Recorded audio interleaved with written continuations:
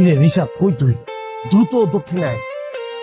আমি আসলে তোমাকে কিছু কথা বলতে চাই। প্রতিদিনই তো বলতে চাও, কিন্তু বলতে পারো না। যেহেতু আমাদের প্রেমের শুরুটা এখন হয়ে যাচ্ছে, সেই প্রেম তো আমি আর ব্যর্থ যেতে দিব না। আমি তো বিয়ে করেই ছাড়বো। ভালোবাসা যদি চোখে দেখা যেত, হতো হয়তো ঠিক তোরই মতো। ভালোবাসা যদি চোখে দেখা যেত, হতো হয়তো ঠিক তোরই মতো। এগুলো দিয়ে আমি কি করব? গিফট দিলে আমার পছন্দের জিনিস গিফট দেবা।